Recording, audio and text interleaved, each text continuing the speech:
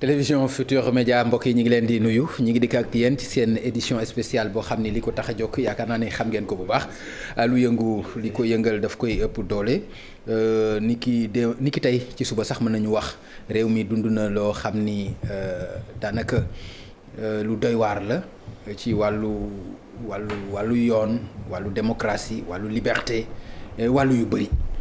mu tukkee nag ci convocation boo xam ni kii di président Ousmane Sonko jiite parti bi di PASTEF waroon na ko dem wuy ji juge 8e cabinet loolu nag moo indi tey waxtaan bi nga xam ni fas yéene nañ ko sumb ak yéen ci loolu dañ ciy ànd ak président Abdou Mbow vice président plutôt nekk ci assemblée nationale honorable maa ngi lay nuyu. waaw Papa Ngagne maa ngi lay fay di nuyu sénégalaises ak sénégalais yi nga xam ne ñu ngi ñuy seetaan di ñaan yàlla rek.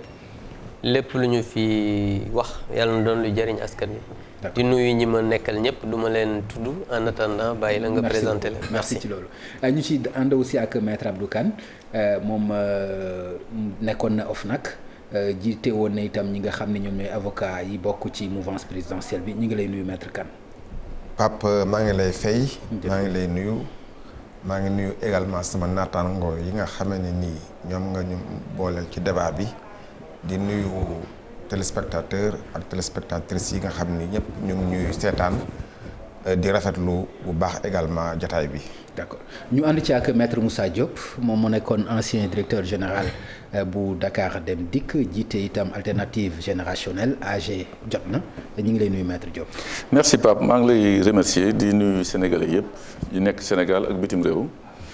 di le remercier ci invitation bi ci plateau bi nga xam ni ñu war a wax tey loo xam ni c'est une journée assez spéciale comme ni nga ko waxee. di nuyu tamit ñi nga xam ni dama bokk ak ñoom plateau bi. voilà merci beaucoup maître ñu ciy ànd ak Ousseynou Ly Ousseynou moom itam ci cadre PASTEF yi la bokk moom itam am nañu mbégte vraiment di ko recevoir tey ci édition spéciale bi nga xam télévision Futurs Médias mi ngi koy ànd ak yéen ñu ngi lay nuyu monsieur Ly.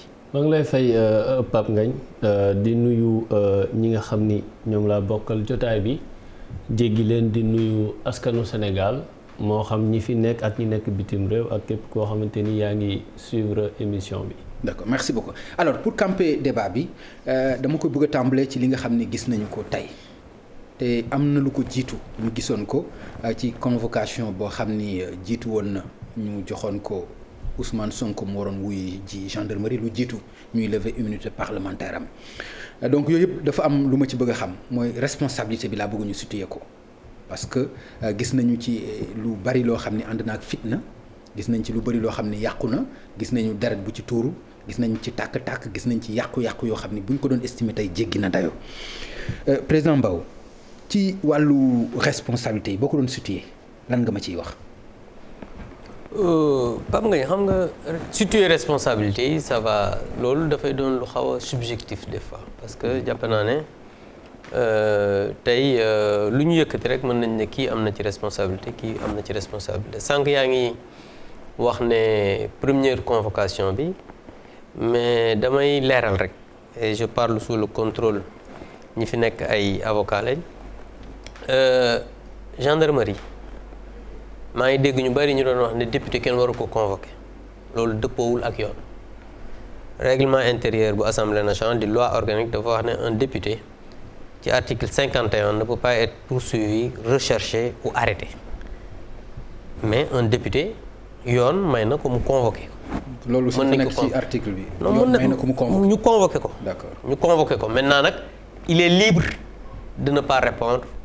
de répondre ou de ne pas répondre comme sama collègue Ousmane Sonko ni mu ko defee premièrement bi ñu ko convoqué non seulement il a déchargé la convocation mais dafa ne moom yoon may na ko mu bañ a wuy ji loolu yoon may na ko waaye nag bu ko yoon mayee mu bañ a wuy ji aussi gendarmerie amul sañ-sañ jëli ko pour yóbbu ko et je pense que loolu kenn def ko donc je pense que loolu aussi baax na ñu koy wax parce que damay dégg souvent ñu naan non état bi moom moo ko def wala gendarmerie moo ko def parce que waruñu woon convoquer Ousmane Sonko alors que convocation boobu ci yoon la tegu parce que député su fekkee ne porté nañ ko plainte yoon mën na ko convoquer maintenant nag bu ko neexee wuy ji comme bu ko neexee buy ji parce que bu wuy jee mënuñu ko arrêter mënuñu ko poursuivre parce que amul dara loo xamante ni bu amul lever immunité parlementaire mënuñu ko arrêter mënuñu ko poursuivre donc je pense que foofu aussi amul responsabilité état boo xamante ni war nañ ko ñëw parce que baax na aussi ñu koy leeral. donc loolu mooy ci premier manche bi. ni ñu ko mën a waxee ci li nga xam ne moo xew tey.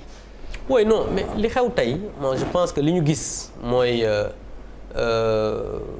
convocation boo xam ne jox nañ ko un citoyen mu war a wuy ji di wuy ji li ci xew je pense que bu ñu duggee ci débat bi ñun ñëpp gis nañ ko parce que quand même bu ñu xoolee. Papa Ngagne li ci xew laa bëgg rek ku ci ne wàll bi nga ci am. moom laa wax non dama ne xam nga le matin. Ousmane Sonko bi muy wuy ji gis nga ne les forces de l'ordre l'ont encadré. début bi yëpp ñu ngi koy encadré. ñu dem ba benn moment ñu gis ne am na blocage bi taxawaluñu otoom moom moo taxawal otoom peut-être ak ñi nga xamante ni ñoo ñëwoon di ko gunge. ba ay blocage am ci ba nga gis après ay échauffourées am ci li nga xamante ni nag moom mën naa ko ñaawlu mooy ak lu mënti am jàpp naa ne rafetluwuma quand même ñuy yàq ay biens. yoo xamante ni ñun ñëpp ñoo ko bokk. loolu laa muy ay commerce loolu yàqu-yàqu yi laa bëgg a xam. non mais yàq-yàq boobu amul ñenn ñu ko mën a jël responsabilité ñu dul ñu ko def ça moom man loolu moo ci sama xalaat ñiy yàq ñoom la ñu gis ñuy yàq amul responsabilité bu ci keneen mun a am ku dul ñoom. d'accord alors Ousseynou. wax na ko d'ailleurs dafa sax am lu mu leeral ci biir mooy convocation bu njëkk bi lu logique la. déchargé na ko te li ñu déggoon Ousmane Sonko wax ko mooy laalewul ci convocation boobu dégg nga itam li mu wax ci responsabilité bi ñi yàq rek la ko féetale lan nga ci mën a indi ci loolu. waaw Pape Ngagne jërëjëf ci laaj yi xam naa ni. fi may tàmbalee rek lenn la mooy wax askanu Sénégal ñu déglu ma bu baax a baax ku xool sama accoutrement xool vidéo yi am tey ci suba di nga xam ni li may wax du luñ ma waxloo walla luñ may jottaliloo ndax ku xool sama uniforme li ma sol di nga xam ni tey ci suba li xew maa ngi fa woon donc li may wax lu ma xam lu ma teg sama bët laay wax. gis nga tey jii ñëpp am désolation li tax désolation parce que ci diir bu gàtt mel na ni. mais dinañ dugg ci débat bi de c'est juste rek pour que ñu campé def nga introduire rek. ci laay ñëw ci question yi ma posé mais loo ci bëgg a wax di nga ko ci wax. ci laay ñëw incha allah ci laay ñëw ci question yi laay ñëw. tey désolation bi mooy. dafa mel ni ñoom li ñu doon xeex 2012 tey moom la ñu andilaatal. wax na par rapport ak convocation bi mais ki nga xam ne dañ ko andi convocation te waruñu ko andi convocation ba mu juróon ay jéyee ñu wëlbati ko xam ni def nañ erreur commencé seen procédure levée immunité parlementaire ba tey ak li ci am ci vice de procédure yëpp jarul ñu ciy ñëwaat wala bu ñu àggee ci waxtaan bi xëy na ñu andiwaat ko ñu xëyaat andil ko une convocation du juge du 8e cabinet mu taxawoon compte tenu de toutes ces vices là mu ne woon du dem wuy ji sénégalais la il a des avocats dafa am ay kilifa ñu jaar fi ñu jaar ak moom ba mu ne ngir jàmm askan wi ngir Sénégal gu dal dina tax mu dem wuy ji te ñëpp gis nañ ni que ni 8 heures la cortège am quitté ci këram. bi ñuy quitté ci këram bi ñuy quitté li ñuy wax du lu ñuy inventé les films sont là ñu ànd ci cortège nank di dem on n'avait aucun souci ñu encadré ñu amuñu woon benn problème. Pape Ngagne nag foog am na loo xamante ni foog nit ñi xam ko Ousmane Sonko moomul sénégalais yi amul lu mu leen imposer ñoo moom seen xol xaar ko dugal ci Ousmane Sonko ba fu mu romb nit ñi génn. loolu mënuñu ko contrôler ndax nit ñi ki toog ci këram ne bul day génn saafante ak Ousmane Sonko dañ ko mën a contrôler mënuñu ko contrôler mais li am mooy ñu ngi doon dox tranquillement di dem ce qu'il y a à relever ci li xew tey te bëgg ko wax c'est la responsabilité de l'État c'est la responsabilité de Macky Sall parce que bi ñuy ñëw bi préfet duggee ci wax ji moo andi jëy yëpp ndax bi ñu accès ci rond-point Mermoz on a établi une communication étroite avec la gendarmerie ba bi ñuy agsi ci rond-point bi moom nee na oto bi moo taxawal boppam kenn taxawalu ko mais na wax lan moo tax oto bi taxaw. léegi wax ma li tax oto bi taxaw. li tax oto bi taxaw li tax oto bi taxaw. waaw lenn dong la. ok dañu jot ay information comme quoi corniche bi on a positionné des nervis et li ñuy wax vidéo yi wane na ko des nervis yu yor. barre de fer. batte baseball yor ay coupe-coupe pour notre sécurité et la sécurité du président Sonko ak suñu sécurité cortège préfet di ñu imposer ne nañu jaar corniche ñu ne ko du ñu jaar corniche ñun li ñu soxla mooy yoon bii la ñuy jaar te yaakaar naa ku xool li nga xam ni déployé nañ ko ci ay nit ak i moyens logistiques bu ñu encadré woon ñu jaar fa te nag liy problème bi mooy pourquoi préfet mu xam ni corniche bi y a des nervis mu bëgg ñu imposer ñu bëgg a jaar ci corniche bi. d'accord Ousseynou baal ma dinaa ñëwaat si yow ma ñëw ci maître Kane maître dégg nga li nga xam ni moom la Ousseynou wax parce que aussi dama bëgg vraiment mu nekk débat boo xam ni dafay leer li mu wax d'abord wax na ko ci nervis yi mais wax na ko aussi ci convocation bi nga xam ni accepté na ko def moom Ousmane Sonko donc loolu nekk loo xam ni buñ ko yombaloon kon tey problème yi yëpp du am. lan nga ci xalaat ni moo ci war a mën a nekk seen responsabilité parce que moom état Macky Sall la ci tudd directement lan nga ci mën wax. bon maa ngi lay remercier ci question bi fi ñu toll nii kenn mënagul wax problème de responsabilité. mën naa ko wax man. parce que j'étais sur place. et les conversations da nga koy bàyyi bala ngay wax problème de responsabilité nga baal ma rek suñ ko deful rek. bu ñu defee benn bala ngay wax problème de responsabilité. il faut d'abord poser le cadre. cadre bi mooy lan nous sommes dans un état boo xam ne nii dafay dawal état de droit am ay pàcc am ay yoon am ay loi am ay règlement ñun ñi nga xam ne ni ñoo nekk état bi yépp ay citoyens lañ.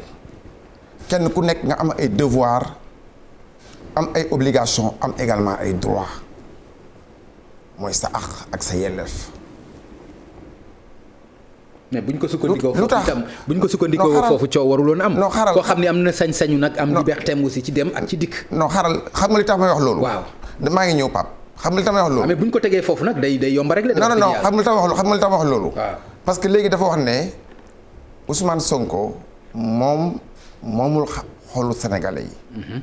et que moom alors dafa def cortège am di dem bu ko nit ñi toppee moom du ci dara. waaw mais suñu législation le code pénal lii di cortège lii nga xam ne ni mooy attroupement lii nga xam day indi ay rassemblement. même spontané. parce que y a ce qu'on appelle la police administrative c'est une police qui est préventive.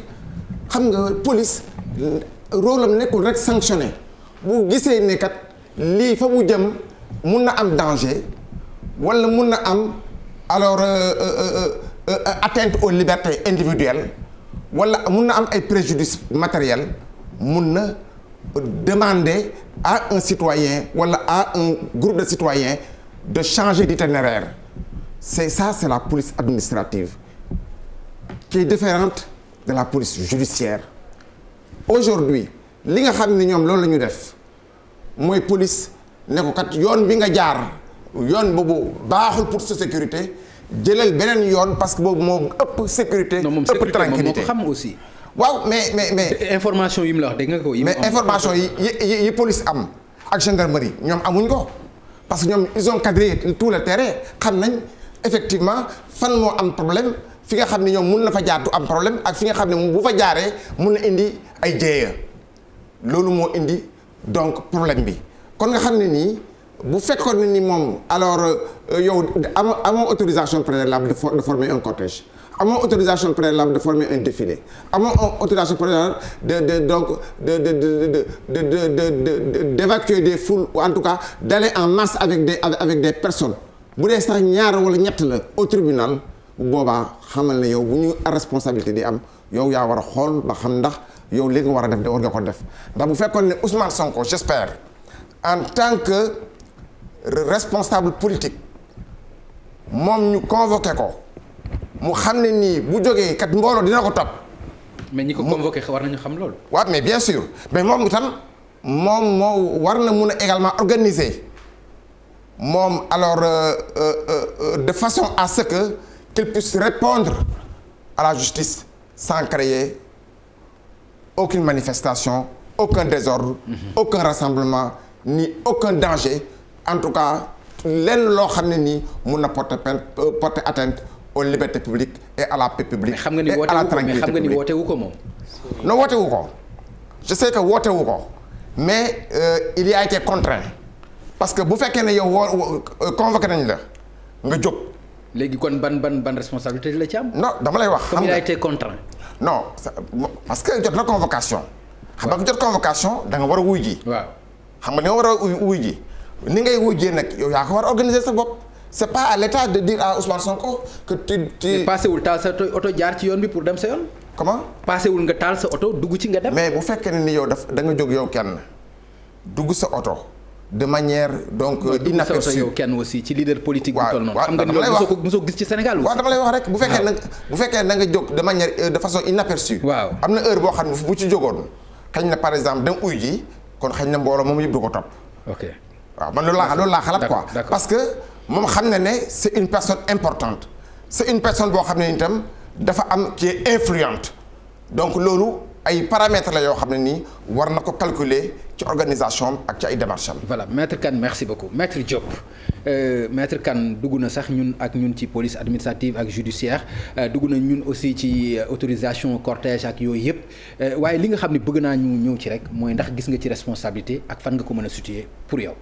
merci beaucoup Pape déglu naa effectivement sama naataango yëpp lu ñu intervenir ci question bu njëkk bi sur la responsabilité ou bien sur les responsabilités d'abord ci convocation wu député bi l'article 61 constitution bi am na lu mu wax bu ñu ko convoqué monsieur Sonko di nga ko convoqué en tant qu'un accusé convoqué wuñ ko en tant que témoin wala ooyu ñu ko convoqué quand quelqu'un qui est accusé de crime protection bi nga xam ne constitution bi def na ko pour député yëpp may na ko mu bañ a wuy ji man bu ma nekkoon ci place su section de recherche. mais convocation bi mën na nekk. dama ne d'accord ma sax convocation bi. non waxuma d'accord nga ak d'accordul c'est-à-dire ndax yoon maye na convocation mën na nekk wala warul nekk. non mënul nekk d'accord nga ak d'accordul man. non dama ne mënul nekk man sama position c'est clair c'est clair d'accord ñu certificat de la vision dama ci d'accord. d'accord loolu sañ nga ko waaw. parce que bu ñu la convoqué. parce que convocation la. pour que loo xam dañu la accuser de crime xam nañu nu mu demee donc pour surtout kii di lu sama confrère wax une très grande personnalité. c'est pas par l'argent. une très grande personnalité ñu woo ko ci accusation bu gën a graaw bu mën a considérer sur le plan des valeurs. effectivement tout à fait. je pense que ne serait-ce que par le principe de précaution sama confrère xam na li may wax waroon nañu mettre les gants avant ñu koy jéem sax di ko woo fa pour loolu. c'est-à-dire du doon yàq dara. jël les gants mooy lan. mooy jël les précautions def ba ñu jël lever immunité am doog ko woo du yàq dara ci procédure. d'accord mooy ci phase bu njëkk bi ngay wax. exact parce que da nga poser question sur les responsabilités sur la chaîne. ok li xewoon keroog. loolu avocat mi jóg nañu bind nañu di faire attention je pense que ñëpp comprendre nañu apaisé aussi bien des deux côtés ak sénégalais yëpp ba mu ñu ñëwee tey li xew convoqué nañu ki nga xam ni levé nañu immunité am ci assemblée nationale. Sénégal yëpp ak xaritam ak ñi mu bokkal ak tout le monde wax moom man dem naa ci këram. il y a vendredi dernier j'ai fait une émission. ci benn place. j'ai dit comme que defi demee na noonu na dem jusqu'au tribunal soulever les griefs et les nu mu encore les lu mu reproché les vices de procédure devant le juge. juge dana acte parce que day instruire à charge et à nu mu encore. à décharge. donc jóg na di wuyu ji convocation man damay wax li ma gis. jóg na di wuyu di convocation comme nu ko Idrissa Seck defoon ànd ak ful. jaar fii posewul problème. def na di wuyu di convocation comme l'actuel président de la République boobu ñu ko convoqué dans l'histoire du blanchiment. mu dem commissariat central. ànd ak ñu gunge ko. je pense que mënoon nañu ko encadrer mu dem. man sama avis la surtout malgré bruit bu am bi yëpp bon man cortège boobu moo gisee ñu ngi ko jëkk bloqué ci suufu VDN bi. ko du ngeen jaar fii donc moom moo arrêté lu boppam ñu jox leen itinéraire ñu ñëw ba Estelle kiiw Mermoz bi ñu may ko mu jàll ñu dagg mu bëgg a jëm ñu ni ko non man j'ai suivi en direct kenn raconté wu ma dara juste boobu moment ba muy génn ci oto bi di waxtaan ak ñoom ba muy dem di dugg ci la voiture blanche la maa ngi koy suivre ak sama bopp donc moom bu fekkoon ni liberté am d'aller comme ni nga ko waxee dem mayoon ni nga ko mu dem y a pas de problème je dis encore une fois du moom moo bañoon dem dañ ko tere dem. mais dégg nga li maître Kane wax aussi par rapport ak autorisation ci cortège ci foule ci yooyu. attention est-ce que préalable loolu aussi nekkul. non loo xam ni aussi. je pense que yow sa précision bi nga def sax ba mu waxee loolu tontu nga ko ba pare mooy du moom moo convoqué personne. bu njëkk bi sax mën nañu ko accuser ne ko moom moo def benn discours boo xam ne ñi ñëw këram le lendemain mais bii waxul dara jóg na dem di comme ñeneen ñi leen convoqué woon muy dem bu ñu bàyyi woon mu dem du am problème jusqu'à l'instant bi ñu koy interpellé sauf si je me trompe nit rek la gisuma benn kaas. boobu ñu ko interpellé dans ces conditions là le gars yi commencé di kaas di toj donc responsabilité côté boobu aussi boobu ñu jël mesure bi avec le préfet sur place xam nañ ni. état bi aussi. bu ñu deful faute def nañu erreur. d'accord mais damay dellu si benn élément boo xam ni. Ousseynou wax na ko sànq. parce que je l'ai vu ba ma ñu gisee léegi sax dama ko ne mais yow laa nekkoon foofu sànq parce que je l'ai vu. moom ak Djibi Gueye Ndiaye ñoo doon protocole ñoo doon wax. man boobu ma déggee dès le départ interpellé gu ñu Ousmane Sonko ñu naan y a des nervis quelque part gëmuma ko yàlla bi ma tiim gëmuma ko mais quand j'ai revu les images après vers Centenaire dans la ville benn xarit sax Canada woo ma il est de la mouvance présidentielle de l'APR ne ma peut-être ça doit être des ASP dañuy en civil dañuy ma ne ko non les ASP nekkuñu à l'Indien yore ay bâton mais là tout le monde sait que ce problème là bu ñu doon xeex ñun parce que man dañoo xeex ba président Macky Sall toog fii bi ñu daan wax ay mercenaires ñu jékki-jékki ñu amoon fi ay calots bleus mais indi problème mu gaz. ñu koy ñaawlu ñu ñëw tey gis des personnes di rendre di régler seen problème bopp contre d'autres Sénégalais mais il est où la police te man j'ai vu la police à côté. D'accord. loolu. d'accord responsabilité état bi la. voilà donc responsabilité bi moom jàpp na ni état bi la mais dafa am lu am solo lu mu wax loo xam ne mën na teg nañ ci bët parce que ay fait la mooy vraiment cortège bi. ba bi nga xamee ni Ousmane Sonko. duggagul ci oto gendarmerie ou GIGN pour dem brigade de recherche. amul benn toj boo xam ne dégg nañu ko. bi mu amee ci la loolu am est-ce que donc du foofu la déparé. waaw mais xam nga Papa Ngagne. après nag aussi ñu ñëw ci li nga xam ni jaaxal na ñëpp muy li ñuy wax ay nervi lañu. te ñu gis leen te mu nekk loo xam ne lu ñaaw la. d'abord ci loolu sax laay njëkkee xam nga ñu ngi wax waxu nervi Papa Ngagne ñii ay avocat lañ ñun ñëpp ay sénégalais lañ mais tout le monde sait que police su Sénégal. muy ay GIGN BIP ak yeneen dañuy nekk tout le temps en civil. non déglu ma déglu ma. mais dinaa la déglu mais man may wax li nga xamante ni moom laa xalaat. parce que non gis nga. non déglu ma la xam nga dama ne sama xalaat laay wax li may wax je suis formel. dama ne ba ci ay bant. non dama ne déglu ma la ba ci yor ay mbolde. xam nga man waxuma yor bant ak yor mboldeeg yor weñ laa wax dama ne. ok nous tous nous savons. que dans ce pays. bii bul jàllale bii de. mais dama ne xoolal. je l'ai dit formellement. non bii mënul jàllale. déggoo li ma la xam nga man dama ne. ok dama ne nous tous nous savons que muy police di gendarmerie dañuy am des personnes en civil. kenn werantewul loolu. je suis formel. ba fii may wax ak yow. xam nga ne nit ñi mbëri ñu màggandool xamee nañ leen de. non déglu ma dama ne. je suis formel Papa Ngagne. Alliance pour la République ak Benno Bokk Yaakaar amul benn nervi boo xamante ni tey mën nañ ne kii nervi la dañ ko recruter parce que nuñ duñu fonctionner noonu ça je le dis je suis formel maintenant nag ku mu neex nga wax loo xamante ni moom nga xalaat. li may wax ni je suis formel muy benn. beneen bi mooy tout à l'heure Maître Moussa Diop nee na cité na Macky Sall bi ñu ko convoqué effectivement man ànd naa ak ñi demoon Macky Sall mais bi ñu demee ba ñu dem Sandaga dañ ñu arrêté ne ñu du ngeen jaar fii pont bi parce que trouble à l'ordre public da pont xam nga ne dafa bëri ay magasin jaar leen nii dem booru Pétavin foofu la ñu yem tojuñu sànniwuñu xeer piyewuñu boutique tojuñu dara et pourtant c'était une foule boo xamante ni fu mu nekkoon moo gën a sensible parce que Sandaga la Papa Ngagne yaa ngi woon Sénégal ñoom ñii ñi ngi woon Sénégal ñi fi nekkul Sénégal ñi ngi woon à l'étranger di ko suivre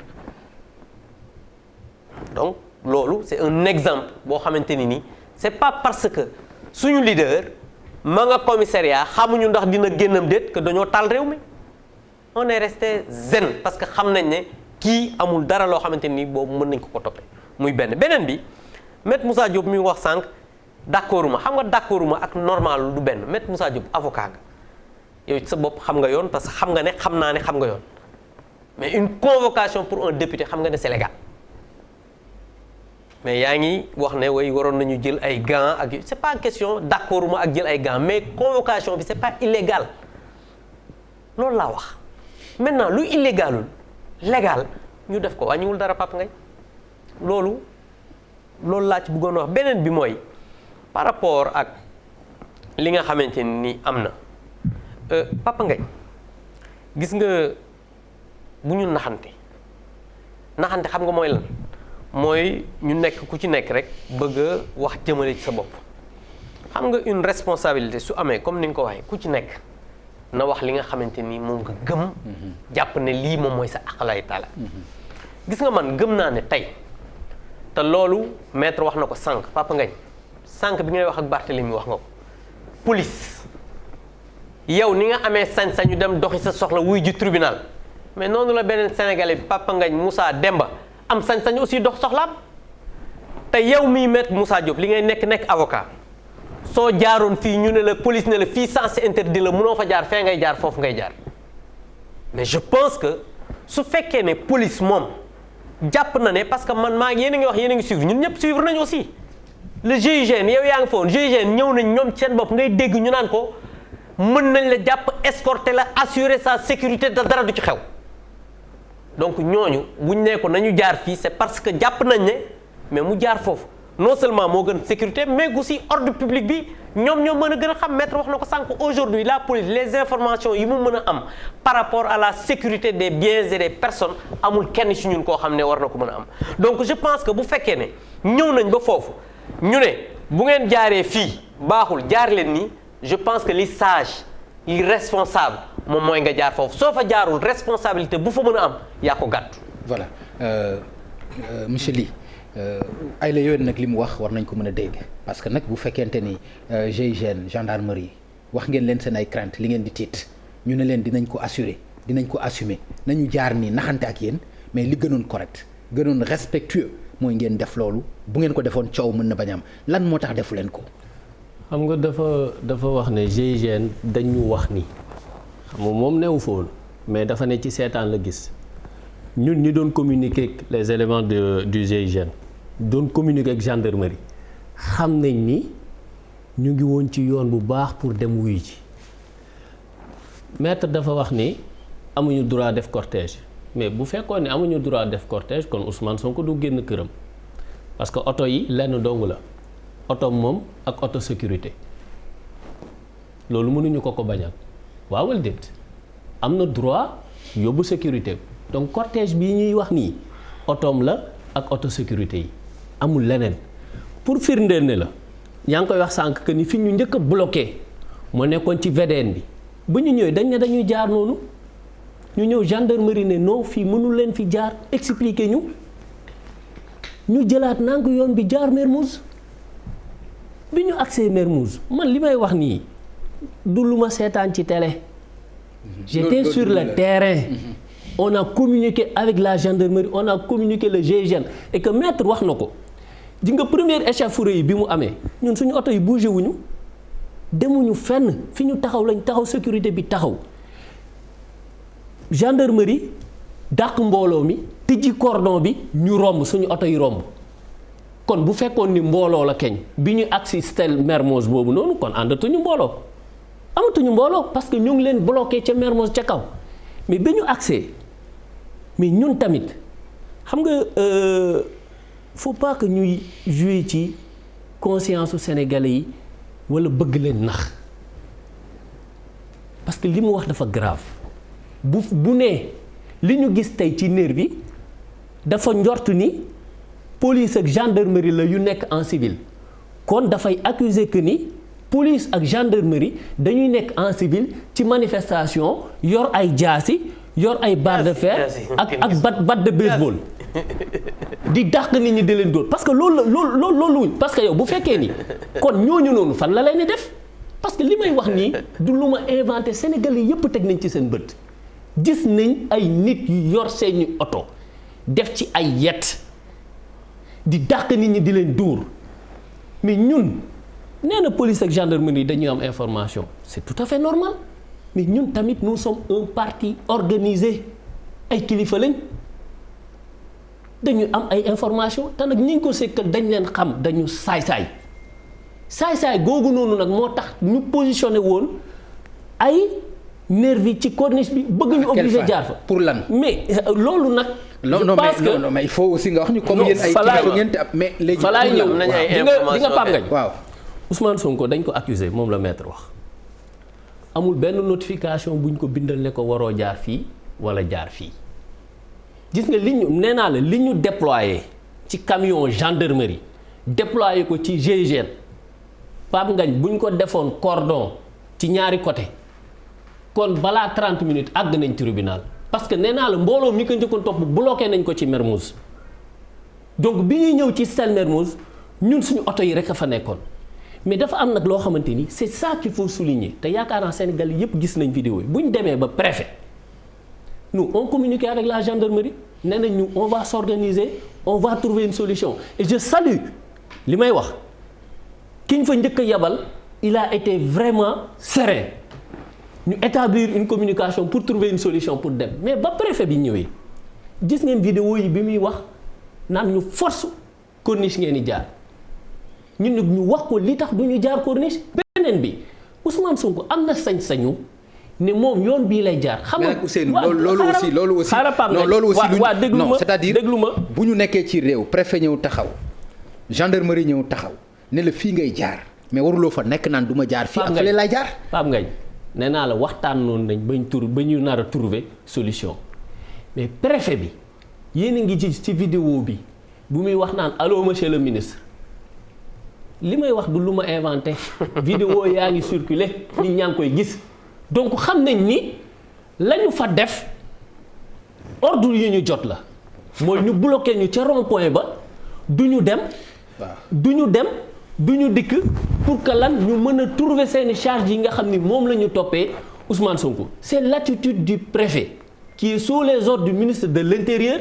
qui lui-même est sous les ordres de Macky Sall li xew tey ñu bëgg ko ñu bañ ko ñun taaluñu yàquñu luy loolu mais moom dafa ne ñun kas yi am mooy ginnaaw bi ñu jàppee nit ñi seen leader ñu ne dañuy taal dëkk bi nga génne ñun fu ñu taalee wala ñu yàq du suñu habitude sénégalais yi ñoom moom seen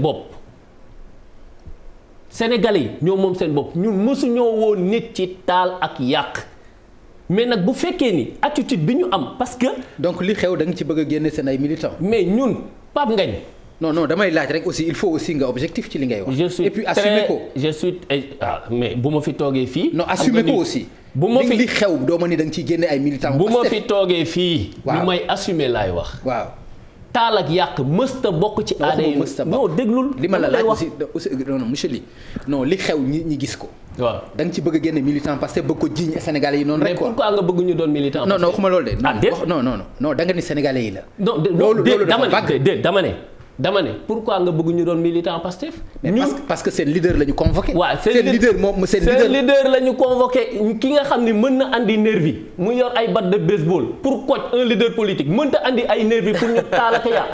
non xoolal Ousseynou dama lay laaj xam nga aussi li ma dul nangul Abdou Mbow du ma la ko nangul. non Ousseynou non vraiment li ma dul nangul non. non xoolal.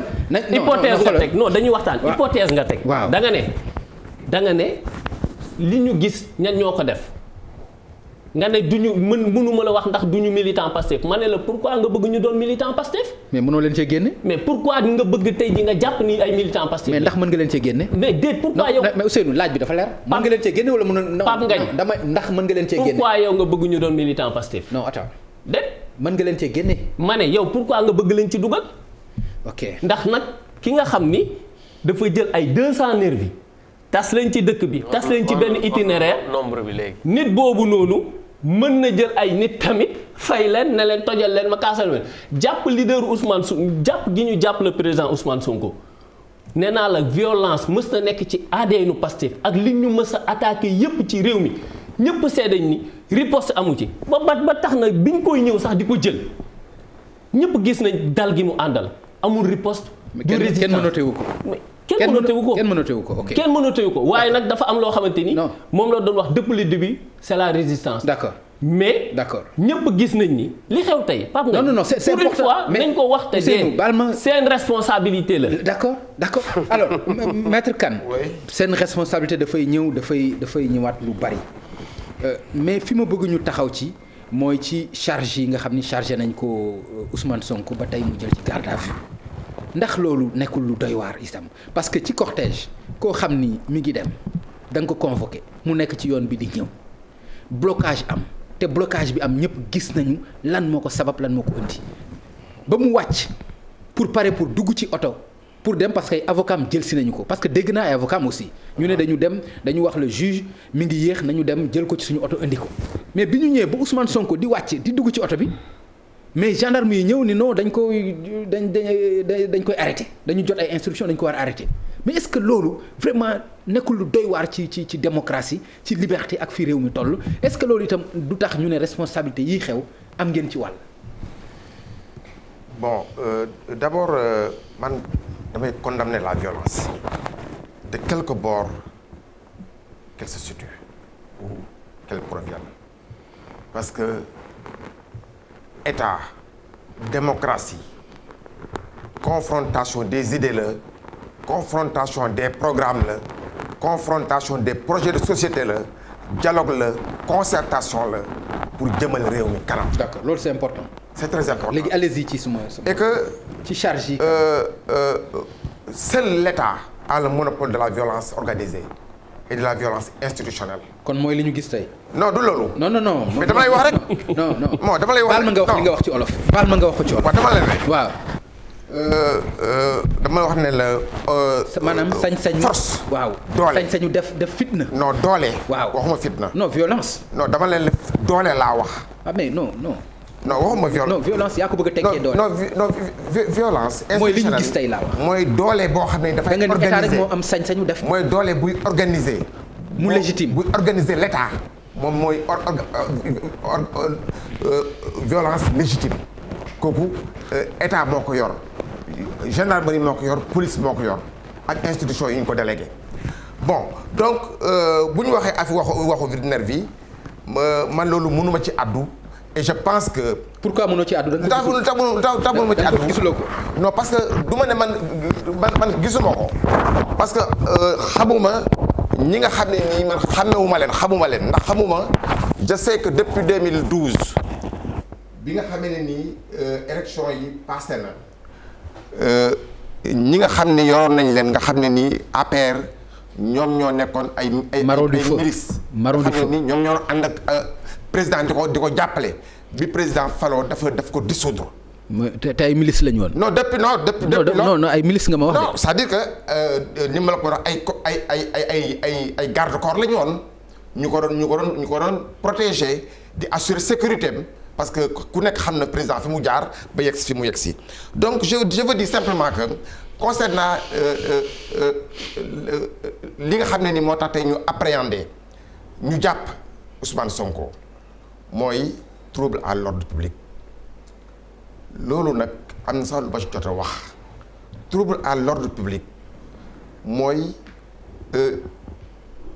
ay jëf ak ay wax walla ay pexe yoo xam ne nii dafay nasaxal li ñuy wax paix publique jàmm ji am ci réew mi walla dafay nasaxal li ñuy wax sécurité mais est-ce que am na ci wàll moom. waaw dama lay wax est-ce que ku nekk ci biir otoom est-ce que am na wàll ci li ngay wax nii. waaw non ku nekk ci biir otoom toog. non xam nga appréciation boobu appréciation ordre public kooku ça relève de l'autorité civile c'est-à-dire que ñi nekkoon ci terrain bi du ñoom sax ñoo jël décision ba ñu jël décision ba ak ñi ko xool dañoo xool appréhender analyser étudier rendre compte à leur supérieur lii de bu ñu ko defee wala lii de bu ñu ko bàyyee mu dem boo moytuwul dara mun na cee xew wala boo moytuwul musiba mun na cee xew wala boo moytuwul alors ay xeex mun na ci am ñu ne comme noonu la affaire noonu la war a demee kon kat nañ arrêter situation bi pour ñu jéem a maintenir la paix publique la sécurité publique parce que Ousmane Sonko il bénéficie toujours de la présomption d'innocence il bénéficie toujours de la présomption d'innocence. Ak immunité parlementaire il a sa liberté également. Ak immunité parlementaire. Il bénéficie également ses droits donc à une défense équitable. Ak immunité parlementaire. Vous voyez. Ak immunité parlementaire. Immunité parlementaire mënatuñ ko wax. Ah bon? Parce que fi ñu toll nii assemblée jël na décision dafa jël na décision. Maintenant il faut attendre que la Cour suprême statue. waaw mais il faut attendre léegi il faut attendre d'accord. Voilà. Immunité bi s'il te plaît maître parce que il faut attendre te moom loolu jàppul ne dafay suspendre décision wu assemblée nationale. mais très rapidement. waaw d'accord ci li nga bëgg a ramasser li ma gis ce matin également. boobu ñu eggee si Estelle Mermoz bi. waaw ñaari solution moo amoon. jël route de Ouakam il n'était pas question parce que bu si c'était question ci suufu VDN bi li nga koy jël continuer. dañu doon éviter université. lenn moo desoon mooy corniche bi or ñoom jot nañu ay informations yoo xam ne nee naa leen man gëmuma ko woon. qu'il y a des nervis sur le passage ñun duñ fa jaar ndax loolu te loolu mën na leen ko may même su fekkee nit mën na la fa jaaral ngay autorité ngay gendarmerie mais bu ñu la bëggee jaaral fenn foo xam ne yow tamit am ngay information qu'il y a des gens armés je pense que ces photos là Pape kii alkaati warul yore ay bantu chaise. J'ai bien regardé de près di regarder ay bantu chaise damm chaise yore ko di gis naa sax ay photos ce matin. ci pick-up aussi. J'ai vu ay bantu chaise bu ñu toj la dagg ma yore ko di assurer dit-on la sécurité. man sax dama gis benn liste boo xam ne du ma ko affirmer du ma ko infirmer wax dëgg yàlla. mais gis naa ay nit yoo xam ne dañu bind montant bi ñu leen ci fay 15 000 francs CFA. wax pick-up 1 pick-up 2 pick-up 3 nombre yi ci nekk ak montant bi ñu leen fay. loolu gis naa c'est souvent en matière de sécurité xam naa li may wax. deuxième chose Pape allez-y. deuxième chose Pape. mais tu n'affirmes pas. non affirmer wu ma ko infirmer wu ma ko man. deuxième chose maître j'espère que tu n'affirmes pas que chez nous. que li nga wax que c'est nous li nga wax noonu nga ne comme tu sais en matière de sécurité ma ne ko mais affirmé woo que ñun la quand même. li ma xam mooy. Voilà. li ma xam mooy dans ce dossier. dama ne. des nervis étaient là. gis nga oto bii ñu photographié d'ailleurs le débat va se reposer c'est un véhicule de l'éducation nationale. j'ai vu un communiqué sorti de l'éducation nationale essayer di ko dindi gis nga. les hautes autorités du pays mën nañu bañ njëkk sax ci suuf am na ñu def leen pour faire plaisir c'est comme quand on parle aussi de complot dans ce dossier là mën na fekk sax eggul sax ci président de la République. gëm nga loolu yow ni nga xamee président. kat man waaw. gis nga man lu ma gisul nga def ko du ma la accuser. non damay laaj rek. non ni ma bindoo ni ko xamee gëm nga ni loxoom mën na ci bañ a taq ci. non man lu ma gisul loolu la.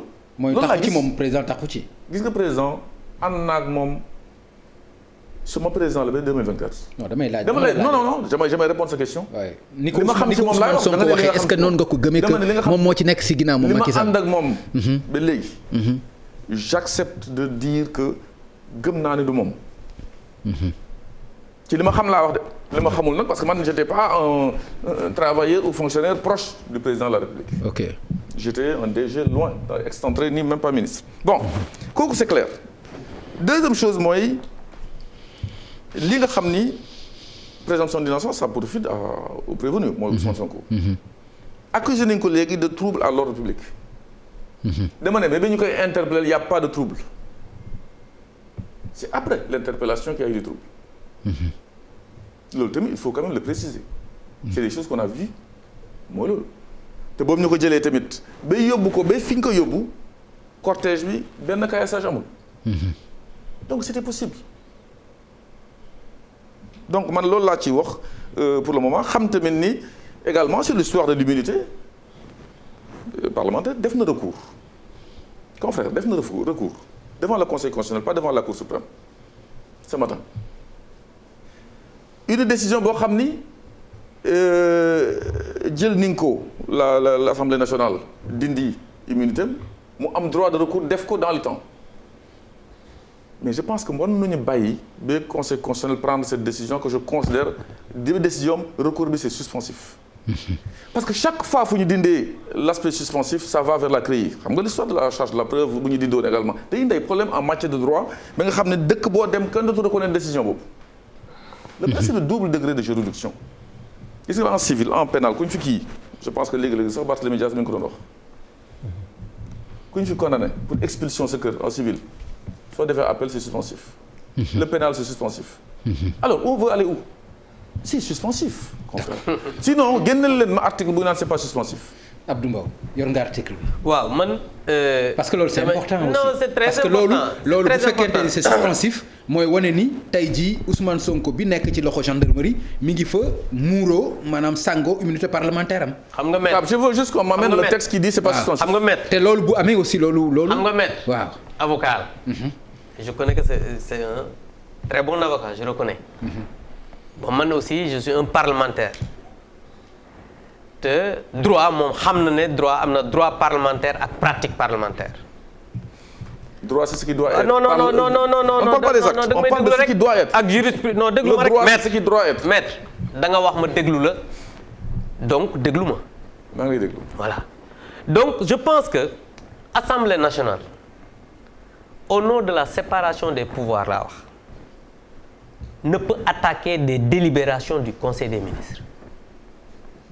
kooku solution bi non maître da nga may déglu ba ma pare parce que bi ngay wax dama la déglu d'accord ma dara ci li ngay wax mais déglu ma non ay kayit nga yor. je suis arrivé avec la décision du conseil constitutionnel. déggoo ma la da nga yor décision conseil constitutionnel xoolal boo bëggee juriste nga de droit nga fii ba suba on peut discuter sur ces recours te dama lay wax loo xam ne ci ay articles laa koy teg.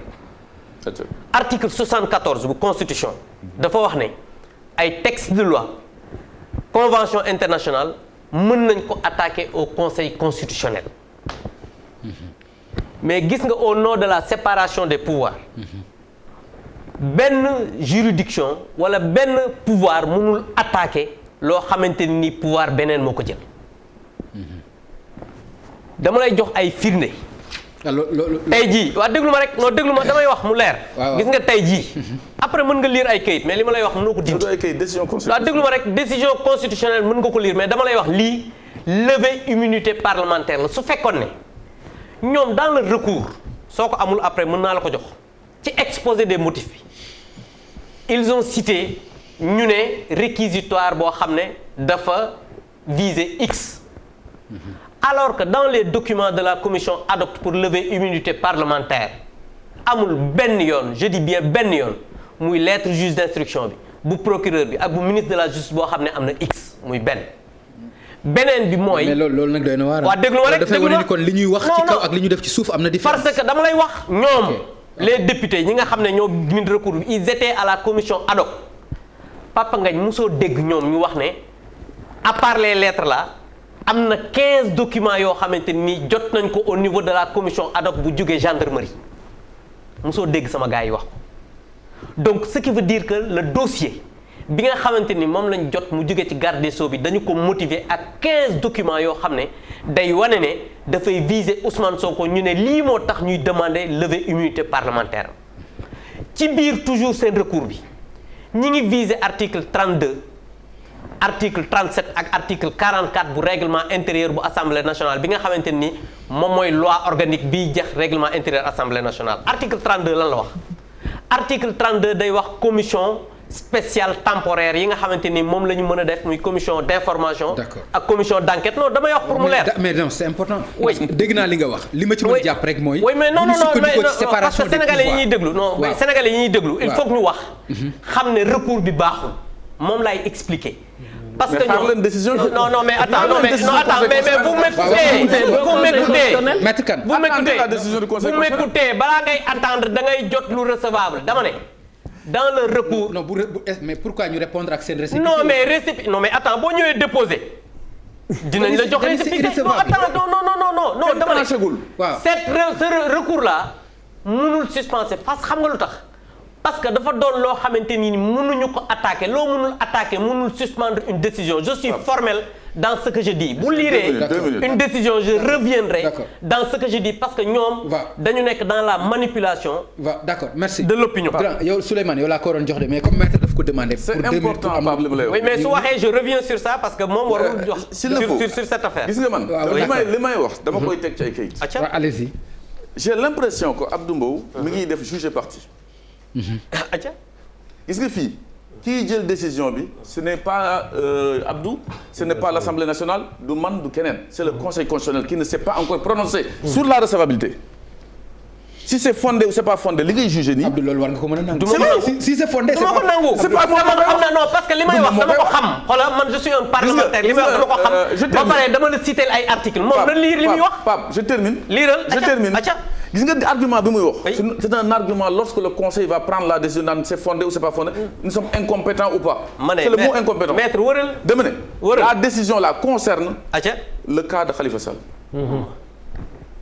boobu ñu saisiré conseil constitutionnel le conseil constitutionnel dafa toog ba rendre décision ba naan c'est compétent nous sommes compétents ou pas defaguñ ko dans cette affaire là sachant que Khalifa Sall bien sûr ils vont rendre une décision d'ici demain après-demain c'est sûr mais defaguñ ko c'est suspensif je suis désolé.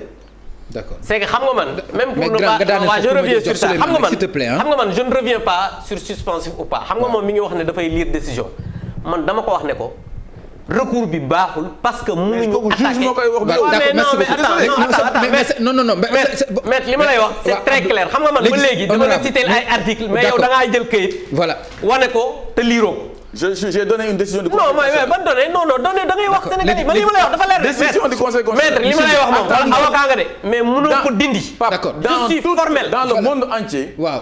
Tant que le juge ne s'est pas prononcé, c'est pas au parti de se prononcer. Non, dama ne. Non, attends, je ne suis pas un parti, je suis un parlementaire, un acteur actif dans cette affaire-là. Léegi je suis formel. Maître Kane baal ma de après di nga ci intervenir ci loolu. Je suis formel dans ce que je c'est très clair. Man li ma la wax aussi c'est très clair. Le conseil constitutionnel c'est pas encore prononcé. Maître mënoo ko dindi li ma wax. Mais non, mënoo ko dindi parce que article wuy ma. Article 74 constitution ne s'est pas encore prononcé. Dama ne dafa am lu ñu war a attaquer ak lu ñu warul attaquer. Gis nga bu ñu wax waxu règlement intérieur déglu ma. Kooku juge moo koy wax. Non, juge wax article 74 constitution juge moo war a wax ni c'est article 74 constitution daf ko leeral nañ.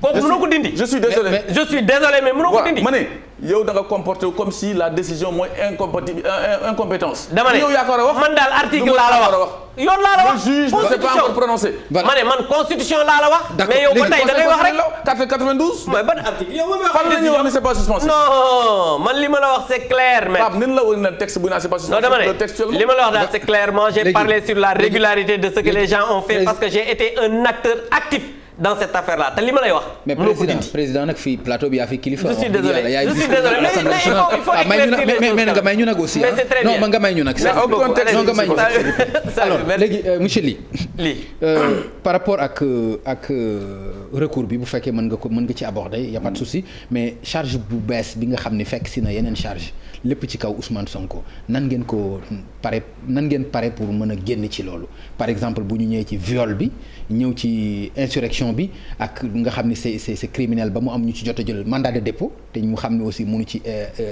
épargne mënu ci génn moom nan ngeen mën a régler loolu yëpp.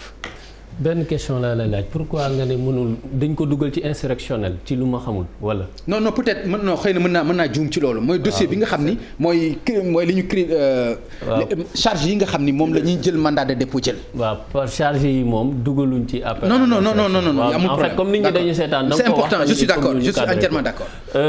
gis nga recours bi. ak le fait que ñu bloqué ko rond-point bi dafa xam nañ li tax. parce que maître wax na ko quoi nee na ko génneel ma article bu may wan ni le recours n'est pas suspensif. c'est ça. di nga recours boobu noonu xam nañ ni dugal nañ ko jox nañ leen récépissé. te dafa suspensif. léegi suspensif bi mu suspensif. moo tax tey jii yoon mayoon na Ousmane Sonko mu taalaat otom nànk jubali këram ba conseil constitutionnel àddu ci. c'est-à-dire être un parlementaire ne te donne pas le droit de rendre des décisions à la place du conseil constitutionnel. si loolu nga rendre. je ne rends pas parce que boo nee. li nga attaqué baaxul. li yoon wax rek bàyyi ko mu xam nga mu ngi mel ni ñu ne la. règlement intérieur bi. nit ñëw évoqué nga ne ko déet. waroo évoqué man maay wax ndax règlement intérieur bi article bi nga tudd baax na bu assemblée ndax baax na wala baaxul yow nekkoo conseil constitutionnel assemblée nationale nga nekk. bien sûr yaa ngi wax séparation des pouvoirs ba pare yaa ngi bëgg a rendre décision. mais rendement loolu nga rendre parce que boo nee li ñu attaqué baaxul yow waroo ko wax. yow daal yow xam nga lan nga war a. je suis formel dans ce que je dis. génnewoo article buy wane ni c'est pas suspendu. génnewoo ba léegi article man dama lay wax la légalité de ce qui est fait. Pape Ngagne légalité bi yow mënoo ko apprécier. c'est le conseil constitutionnel moo koy apprécier du sama xalaat. parce que génnewoo recours buy wane ni c'est pas suspendu. mais waxal sa xalaat rek. bàyyi ko mu eggale s'il vous plaît li ma xam laay wax. yow yaay wax sa xalaat di wax loo xamul. allez-y. ma ne. recours boobu noonu biñ ko dugalee te mu nekk lu suspensif maanaam day taxawal procédure bi maanaam convocation bi nga xam ne juge bi joxoon na ko. bi ñu dugalee recours bi dafay taxawal convocation bi kon yoon ba keroog conseil constitutionnel di àddu ci recours bi pour wax baax na wala baaxul yoon may na ko mu ñibbiwaat këram. léegi nag xam nañ ni recours bi dugg na parce que dès lors nga dugal ko ba ñu joxee récépissé mooy lan commencé na am na effet. donc mënoon na taal otom nank ñibbisi li tax nag te foofu laay attirer attention sénégalais yi. et que moo déterminer la suite. des charges yi nga xam ne moom lañ ko bëgg a kii. parce que wax nga ko sa biir wax. waaw avocat yi bi ñu xamee ni dañ ko bloqué. te lépp ci légaliste gis nga Pape Ngagne. nañu am tamit sagesse su di fàttali que ni Pastef lépp lu mu mës a def ci droit la ko teg. avocat yi dañu jóge tribunal ci juge bi. waxtaan ak moom ne ko dañ ko bloqué. loolu wax naa ko tout à l'heure. mais dañu bëgg yóbbu suñu oto. une fois que banalisé ñëw jël ko andi la ko juge bi may leen ko. mais parce que diggante bi xam nañ ni comme recours bi suspensif na donc Ousmane Sonko encore amatul obligation wuyu ji juge bi. pour yow dañu bëggatul mu dem këram. il faut mu ñëw ci seen ay loxo mais malgré ça avocat yi nee nañ ko xaaral ñu ñëw mu toog ci otom di xaar pendant ce temps ñu ngi ko bloqué parce que bloqué bi ñu ko bloqué. lenn la woon parce que bu ñu ko bàyyi woon dina continuer dem mais bloqué bu ñu ko bloqué parce que nag foofu noonu mooy seen laboratoire fabrique yi ñu ngi seet fu ñu war a mën a jaar xam nga gars yi gis nga boo seetloo conférence de presse déclaration bi mu def démb dafa wax ni gars yi dossier viol bi dañ cee daanu dañ cee nërmelu ndax xari ñuy yeew ci bopp koñ yi sax bu ñu mënoon wax dinañ la ne carrément dossier bi amul dara léegi nag comme dañ cee nërmelu faaw ñu bërëngu te bu ñuy bërëngu faaw ñu yëkkati waale suuf si moo tax ñuy ut charge yii nii nga xam ni moom lañ ko bëgg toppee mais trouble à l'ordre public ci koo xamante ni yow sa avocat ñëw na wax juge d'instruction ñëw jël seen oto pour ñëw jël seen la ngay wàcce di dem ñu naan la non dañ lay arrêté pour trouble à l'ordre public. trouble à l'ordre public. ci manifestation. dafa am nga baal ma ne dafa am lu ma bëgg a leeral mooy li ma la wax ci charge yi nga xam ne ñi ngi koy toppee ñenn ci ñi nga xam ne ñooy waa PASTEF. daf ci bokk association de malfaiteurs incendie criminel incitation à l'insurrection destruction de biens appartenant à autrui. trouble à l'ordre public. Pape Ngagne. waaw. association de malfaiteurs. ñi ñu jàpp nañ génne yan profil. non xam nga léegi dañu wax rek. incitation à l'insurrection. incitation. à l'insurrection. xam nga luy incitation à l'insurrection xam nga mooy lan mooy ay nit ñoo tëju ci néeg wala ci ab bërëb waxtaan ne nañu génn kii taal fii kii dem def fii. non c'est juste pour charge yi nga xam ne moom. waaw mais dama lay leeral loolu laa la bëgg a wax. ma ne la par exemple viol bi incitation à l'insurrection bi trouble à l'ordre public bi nan ngeen ci est-ce que mën ngeen ci génn ci. mais dama lay wax ne la yooyu yëpp benn da cee taxawul nee naa la dañoo nërmelu ci viol bi nee naa la xale bu ndaw biy dugg maternelle bu mënee wax nga ne ko viol mu ne la lii xam ne ñi ay lépp la mooy li ma wax dañ doon bëgg a jouer série scandale faf def ay sandal carax lañ ci mujjee jële viol bi xam nañ ni amatuñ ci dara luñ ci mën a topp Ousmane Sonko ndax viol boo xam te ni ñëpp leer na ci seen bopp man duma ci attardé wu beneen bi charge bi ngay wax ni dañ ko toppee suñu ndaw incitation à l'insurrection un cadre d'entreprise dina ko def koo xam te ni yaa ngi liggéey sa liggéeyukaay nekk responsable ay professeur mën nañ def appel à incitation à l'insurrection association de malfaiteurs nañ xool yan xeetu nit lañ koy teg seen kaw gis nga Pape Ngagne gars yi dañu ubbi woon porox ndoll boo xamante ni dañ ne guléet chance bi ñu am pour mën a non seulement jàpp Ousmane Sonko mais détruire partem parce que objectif bi lenn dong la mooy nu ñu mën a tegee loxo Ousmane Sonko ba partem tamit ñu dagg bopp bi pour que li nga xam ne moo ngi koy liggéey ci xelu sénégalais fierté bi muy joxaat sénégalais yi ndaw ñi pour ñu ñëw dugg ci politique ñu naxasal ko moo tax yii ñu ci dugal nii yëpp te am na loo ci fàtte dolli 19 personnes yi ñu jàpp collé leen kii charge yi teg nañ ci plus x yow jàpp nga 19 personnes looy uti naan am na beneen personne donc plus x boobu noonu moo lay wan ni liñ doon ràbb di ko fasantikoo pour que Ousmane Sonko tombé ci biir ndax gars yi nag ma wax la benn affaire bu ñuy raas bu ñuy tàllal wala di fexeel seeni noonu seen xol mayu leen ñu yem ci benn dañuy teg fukki charge naan bu daanoo ci bii ñu am bii bu daanoo ci bii ñu am bii bu daanoo ci bii ñu am bii. te nag loolu. Pape Ngagne loolu moo feeñ ci dossier Ousmane Sonko. d'accord merci beaucoup maître Kane da nga bu fekkee da nga bëgg a aborder wàllu ci li ñu wax ci immunité parlementaire bi ak recours bi bu fekkee da nga ci bëgg a dikk c'est bon autre chose aussi mooy ni nga xam ne noonu la ko monsieur Ly waxee charge yi bari na ndax dañ ci jublu rek pour naxasal un adversaire politique. moom mooy li leen ci tax a jóg. D'abord je voudrais donc. Dire à Ousseynou qu'il est prématuré de juger de cette affaire. Non. Si. L'opinion a déjà jugé. Ce que vous reprochez à l'honorable député. Déedéet du benn. C'est la même chose. Du benn. Vous ne pouvez pas aujourd'hui que cette affaire est en justice, qu'une instruction est ouverte, qu'une enquête également est en cours. Qui a blanchi Ousmane Sonko clairement à partir des témoignages et des PV ou de certificat médical. Ou apprécier de l'établissement ou non de ces infractions yi nga xam ne ni ñoom définir nañ ko wala ñoom alors arrêté nañ ko ñoom ñu ne lii la ñuy poursuivre loolu man mi sax mënaguma ci wax mënuma ci wax dara. ñun mën nañoo man dossier bu nekk tribunal waaw dama lay wax rek xam nga affaire bi jarul yàkkamti ndax xam nga dossier bu nekk tribunal ñu jox ki nga xam ne nii moom moo am sañ-sañ am xam-xam am ndogal pour gëstu xam ndax am na wala amagul. kon loolu kenn mënagu ci wax dara. am xam-xam am na solo. ah bien sûr waaye maandu boo ci ëpp solo. waaw maandu bi tam am na ci solo. maandu bi tam ñun ñëpp ñoom loolu la ñuy xaar. ci àttekat yi waaw xam nga maandu bi loolu la ñu am loolu lañ cee xaar ndax am na droit à la défense mais am na droit également à un procès équitable kon charge yi jaragul ñu ciy dem wala ñu ciy gëstu pour xool ndax am na wala amagul. mën nañu wax Sénégal mooy charge yi lii ñëw ci yoon dina leeral lépp incha allah. Bon, maintenant, concernant le recours, moi je vais poser la même question à mon cher confrère Moussa. Je veux que vous me donniez un texte qui dit que le recours est suspensif. Parce que comme l'honorable vous l'a dit, c'est la question que je vous retourne. Comme l'honorable vous l'a dit, vous savez parfaitement en tant qu'avocat que le recours n'est pas autorisé pour les actes de gouvernement. Il n'est pas autorisé pour les actes législatifs. Il n'est pas autorisé. Il n'est pas autorisé pour les actes diplomatiques, etc. Il n'est pas autorisé pour les actes, je peux dire, mixtes ou à caractère hybride, comme par exemple les actes comme la délibération qu'ils ont rendue.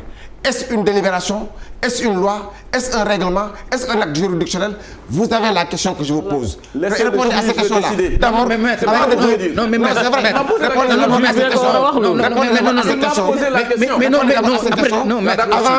avant de m'apporter un texte qui dit que le recours est suspensif. Et effectivement, moom la wax ni la par exemple que xëy na moom mënul juger mënagul atte mais am na même bu fekkee ne yow mënoo atte am na lu ñuy wax jurisprudence mooy façon wala yoon li nga xam ne nii tribunal wala atte këru attekaay noonu lay faral di atte dossier yu mel noonu. lii jurisprudence la kaw. dossier yooyu genre dossier yooyu. yow xam nga ne dossier yooyu même bu recevable sax généralement et la plupart du temps dans la plupart des cas la cour se déclare incompétente. Le conseil se déclare incompétent. waaye mu waxal ko boppam waaye ñoom ñu waxal ko seen bopp. mais dama lay wax rek. c'est une jurisprudence waxal seen bopp. dañu ko wax seen bopp mais dama lay wax ne la c'est une jurisprudence c'est la jurisprudence qui nous est habituée. mais suspensif na ba keroog ñu leen di dégg. Attends. procédure bi day taxaw. Non. Papa Ngagne, un recours est suspensif lorsque le texte qui le prévoit le dit explicitement. Non, un recours est suspensif lorsque le texte qui le prévoit le dit explicitement. Le recours par contre n'a pas besoin de texte. Le recours n'a pas besoin de texte. Mais oui. Merci beaucoup. D'accord. Mais Maître Kane, merci, c'est bon. Merci jërëjëf. Non, égalé na, n'est-ce pas? Non, maître là. Voilà, maître. Je vais lui maître baal ma rek. Oui, allez-y. C'est important au-delà de boo répondre ci ni mu la interpellé.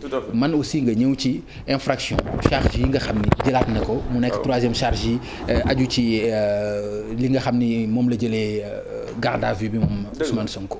gis nga je lui donne un cas pratique ñu bàyyi théorie bi ñu ñëw ci benn cas boo xam ni nit ki moo devoir des loyers à son bailleur mu dem saisir par exemple le juge du loyer il sait pertinemment que moom moo yoreel xaalis il sait qu'il va perdre au fond mais comme que saisir na tant que le tribunal ne s'est pas prononcé vous ne pouvez pas l'expulser oui ou non là le conseil constitutionnel est saisi rendre ko décision ngeen di ñëw toog fii di naan décision bi lii la war a doon. c'est pas la je vous réponds mon frère vous voulez que je vous réponde je vous ai répondu sénégalais yi ñu dégg. vous n'êtes pas le juge constitutionnel. Laissez le juge dire. Je vous le concède. C'est pas recevable. Je vous le concède. Dire nous ne sommes pas compétents. Je vous le concède. Donc vous êtes d'accord sur loolu. Bien sûr. Non, non damay laaj rek damay laaj. Je ne suis pas le juge. Vous n'êtes pas le juge. Loolu la wax. C'est bien. D'accord. Je poursuis sur les infractions. Xam nga première étape bi mooy boobu le député a dit def discours am bi de passer le 7. du ma wuy ji. Dans le discours on parle de combat ak yooyu man je vous dis ce que j'ai entendu aussi. xale yi dégg ko génn mu am la casse du dëgg gis nga loolu interprétation yi ko xale yi joxe ne bon dégg nañu suñu leader ne le dernier combat ou l'avant-dernier combat loolu moo indi problème yooyu mais est-ce que loolu appel à l'insurrection la mais nuru na ko de. non xam nga manifestation mais nuru na ko de. non je pense que loolu daañu bàyyi. mortal combat. voilà loolu moo tax man la xale yi interpréter waaw mais yaa ma laaj ma wax la loolu nuru na ko de telle sorte que aujourd'hui il y a eu des dérapages. waaw. loolu am na il y a des charges qui sont mises sur les personnes yoo xam ni ñoom lañ téye. mais lu kii wax également monsieur Ly ay nit ñoo xam ni xam nañu li ñuy def ils n'ont aucun casier ils ne sont pas des malfaiteurs. nous sommes dans un domaine politique hein. Il faut le dire parce que ba mu yeggee foofu quoi l'affaire a été tellement politisée charge yi nga xam ne tamit yéeg nañ ko yokk ci tey man dama ne c'est pas de sa faute bu tey bi moom je suis formel dessus. beneen bi nag. beneen bi. waaw waxam boobu bu demee dana wax pourquoi il s'est prononcé. non boo nee bii c'est pas sa faute kon bële c'est de sa faute. parce que bii dafa clair. non bële nag dafa clairul. clairul si man. voilà d'accord. voilà non je veux être précis. Ça n'a pas été clair pour moi. mais bii c'est très clair que c'est malgré lui qu'il n'a pas pu. aller. mais mun na naan yaa indi outrage. yaa indi trouble. que je n'ai pas vu d'ailleurs jusqu'au moment où il est interpellé. te loolu tamit di nga koy wax. donc moi je trouve que ak li xew ci dossier bi man je ne vais pas entrer dans le fond du dossier. avocat la muy avocat. même bu fekkee ni Abdou n'est pas avocat il a des notions de droit. je le connais. lii moom n'en parlons pas parce que je pense que xam naa un peu son profil. sans entrer dans le dossier ba fu ñu toll tey de waxuma liy ñëw suba. parce que le juge d'instruction prend maintenant la relève pour instruire à charge et à décharge. et j'ose espérer que dana demee noonu. à charge et à décharge. non bu dee si kii bi procureur lay rendre compte ou bien juge d'instruction. non gis nga affaire bi si juge. non c'est-à-dire loolu laay bëgg a xam. non le juge d'instruction a besoin de Ousmane Sonko moo ko convoqué ce matin et dana dem foofu. non mais c'est-à-dire ci infraction yu mujj yi kan la amal affaire le procureur non bu mujj bi waaw bu mujj bi c'est le procureur mais je suppose que dans 2 ou 3 jours. ok conseil constitutionnel jox raison li Abdou di wax parce que joxagu ko moo tax ma attaqué neen attention. jox ko raison donc l'immunité est levée définitivement. dans ce cas-là c'est sûr que le juge d'instruction aura besoin de monsieur Ousmane Sonko. léegi dama ne bu ñu tolloo foofu ba ñu gis aujourd'hui ce qui s'est passé chaque chef d'inculpation dañ ko war a mesurer ñu instruire ko à charge et à décharge. tout à fait man li ma xamagum ci dossier parce que dama koy regretter aussi hein comme ñoom niñ ko regretter comme tout le monde que ce dossier se retrouve sur la place publique parce que section de recherche la nekkoon ku amul dossier bi yaa ko tey Sénégal tey te loolu war nañ nguur gi war nañ si def attention sur ça parce que chacun se fait sa religion di wax di interpréter te sante bi bëri coow li bëri kenn liggéeyatul Covid baa ngi fii kenn talatu ko le secret de l'enquête et de l'instruction surtout waroon na pousse parce que dossier bu génnee section de recherche la génne man du ma ci def tourner de dépôt bi journaliste jël ko ñu naan di leen di accuser ñu non ñoom buzz lañu bëgg lu ñu yor dañuy informer tas xibaar. bien sûr. ce qui fait que aujourd'hui man ni ma xam ci dossier bi grosso modo loolu moo tax ma ne Ousmane demal wuy ji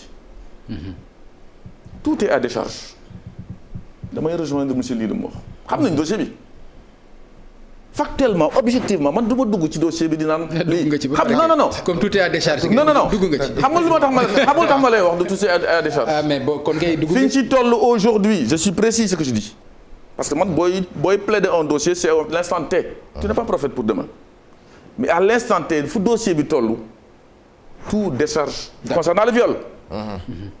je suis précis ah xam naa lu tax ma précis foofu tout décharge témoignage yeeg discussion yeeg confrontation yi plainte bi et j'ose espérer que le juge d'instruction aussi pour écarter la théorie du complot ba apaiser ñëpp dana ne dañ na génneel ordinateur bi tapé plainte bi en 1 heure de temps express entre 23h et minuit le 2. d'accord soxla nañ ko am. d'accord merci beaucoup Abdou bëgg nga leeral ci affaire boobu. mais tey suba wala ginnaaw suba bu conseil constitutionnel ne compétent na ci recours bi. ba annuler ko. lan ngeen di wax. waaw man parce que loolu itam lu mën a nekk la. man damay xam nga du ma wax xëy na day nekk surprise mais lu mën a nekk la. Papa Ngagne lu mën nañ ko xaar aussi. du ma wax lu ma xamul. waaw xam nga bi ñu lever immunité parlementaire bu Khalifa Sall. Ousmane Sonko mii.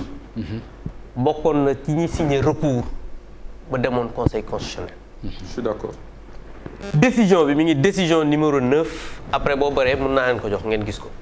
décision numéro 9 du 8 décembre 2017. mais yow yaa ngi yee sa bopp kon mooy décision mën na am. déglu ma waa da may déglu non da may déglu. non mais non décision la. non da may déglu encore une fois. dama bëgg nga déglu ma dama ne.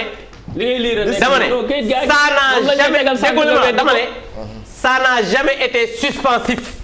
mais da nga may déglu déglu ma d'abord ça n'a jamais été suspensif d'accord parce que dama ne un recours est suspensif lorsque le texte qui le prévoit le dit explicitement maître mi xam na li may wax parce que juriste la kii xam na li may wax juriste la ñi may déglu xam na li ñuy wax boo gisee ma ne la le conseil constitutionnel est incompétent Papa Ngagne teguma ko ci ay chimère mais doo ko wax yow.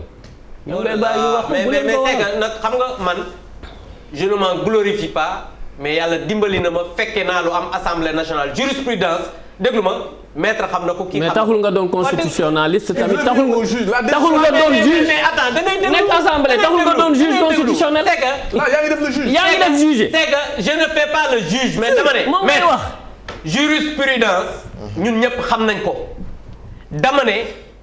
décision immunité parlementaire et je suis formel dama ne un recours est suspensif lorsque le texte qui le prévoit le dit explicitement li ma wax c'est clair donc aujourd'hui amul dara loo xamante ni mën nañu wax ne c'est suspensif dama ne li may lire nii ci laay sukkandiku man pour wax ne lii c'est inconstitutionnel. comme un magistrat. baaxul parce que man non attends ça relève de l'Assemblée nationale. parce que lii Assemblée nationale la jógee beneen bi nga xamante ni moom mooy. Papa Ngagne li ngay wax suba mënuma ci am gàcce parce que li may wax xam naa ko. te incha allah dinañ toogaat fii ci sénégalais la ñuy wax xam nañ li ñuy wax xam nga man met souvent du ma ko comprendre. parce que mais bu ñëwee ci grief yi nga xam ni sa naataango honorable député yi def nañ ko ba mu jaral leen recours bi. ci commission ad hoc bi ni nga xam ni noonu lañ ko. noonu la demee waaw non ci lu gàtt rek. parce que loolu aussi c'est important ñu xam ko. parce que ay grief la yoo xam ni jàpp nañu ay vice de forme la ba tax immunité parlementaire bi war a am recours. xam nga lu tax amul vice de forme. commission parlementaire xam nga ñoom dañoo wax ne gis nga lettre d'émission bi ñu bindoon daan ne juge d'instruction du parlement la commission ad hoc war a def déglu Adji Sarr ak ñeneen. suñu règlement intérieur li may wax mettre d'accord lu man sànq ba léegi mais bii d'accord ak man dafa wax ne commission ad hoc doit entendre le député qui peut être accompagné d'un de ses collègues qui peut être son avocat. Article 44 bi nga xamante ni ci chapitre 10 la nekk daan ne le règlement intérieur de l'Assemblée nationale ci article boobu peut entendre toute personne qui peut aider à la manifestation de la vérité mais dans le cadre d'une commission temporaire spéciale prévue par l'article 32 de notre règlement intérieur. lañ doon laaj. waaw loolu tax ñu tudd ay tur. waaw léegi déglu ma booba. loolu lañ doon laaj moom commission boobu ci commission temporaire spéciale la 12 membres boobu bokkul bii commission ad hoc la ci article mi ngi nekk ci chapitre 12. waaw chapitre 12 levée immunité parlementaire kenn rek la ñu war a déglu. mooy député bi ak représentant donc ñoom dañoo jël article boo xam ne xam nañ ne bokkul ak levée immunité parlementaire parce que foofu article 51 ak 52 la donc ça n'a absolument rien à voir muy benn est-ce que waruñu leen woon remplacer bu fekkoon ne ñoom ñëpp démissionné nañ opposition bi là on peut dire mais da nga gis ne dafa am ñaar ñu démissionné kenn ki nga xam ne mooy président groupe ba des ca biir dama lay wax aussi jurisprudence toujours Khalifa Sall bu ñuy lever immunité parlementaire am Madické Niang bi nga xamante ni moo nekkoon président groupe bi dafa démissionné woon terewul Khalifa entendre ñu ko terewul le processus dafa dem jusqu'au bout te dafa nekk dans la légalité parce que amul dara loo xamante ni dindi na ko donc amul vice de forme ba pare 15 documents yi ma la wax sànq ne am na dans la commission ad hoc ñoom waxuñu ko donc les choses sont très claires amul benn vice de forme levée immunité parlementaire bi lan ngeen ciy reproché yéen ci démarche bi xam nga levée immunité moom ñun ñëpp gis nañ procédure bi ñu ko jaarale ndax bu fekkee ni juge d'instruction procureur saisir par un réquisitoire introductif le juge d'instruction visé ci X ñoom ñu wëlbatiku ne ñoom ñooy désigner X maanaam alaxam bi nga xam ni moom la procureur bind ci réquisitoire am ñoom assemblée ñoom ñoo ko xam bi muy tàmbali di wax dafa ne séparation des pouvoirs bu leen arrangé ñu wax ko bu leen arrangé wu ñu tuddaat xaaral yéen a ngi rapport bi ngeen jot bi ñu leen jox ñu ngi ciy dugal photo ay prostituées yoo xamante ni ay nigérianes lañ. non si. non ñun on a 15 documents. say gëlëm xamoo ko mënoo ko xam. da ngay laaj député yi leen ngeen àndal mais mënoo ko xam. tu peux pas savoir li ma lay wax nii le député tu ne peux pas le savoir on a 15 documents tu ne peux pas savoir ce qu'on a reçu mënoo ko xam. Abdou yuuxu mënta nëbb dëgg. non dama lay wax mais mënoo ko xam non yuuxu ma de dama ne mënoo xam li ñu jot. 15 documents la sa collègue. oui. Abdou Bara Mbacké Dolly. nekkul ci commission ad hoc bi. waaw déglul. bokkul ci commission ad hoc bi bokkul bureau bokkul conférence des présidents. député la wala du député. dama ne mais bokkul conférence des présidents fa lañ génne documents yi ak réunion de bureau bokku fa.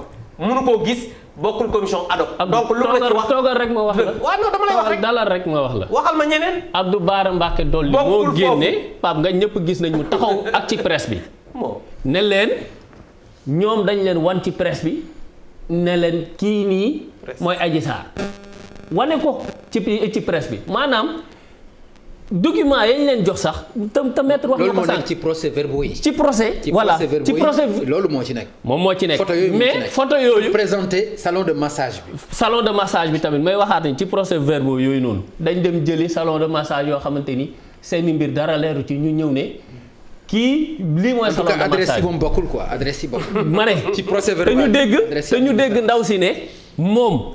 pour ba ñu koy enquête ci vérification da leen jox même accès page Facebook am daf leen ko jox pour ñu xam ne la muy def ak la ñu dugal ci dossier bi parce que mooy li ñu ko toppee tey ndax tey dafa wuy ji juge d'instruction mu jël ko mettre ko sous contrôle judiciaire pour lan proxénétisme ak complicité de vol. Proxénétisme mooy lan mooy li nga xam ni ñoom jàpp nañu moom lañ dugal ci dossier bi koo xamante ni nag wan na la ba wan la ay page Facebook am yi muy liggéeyee donc kon kooku nëbbatu la dara te loolu noonu.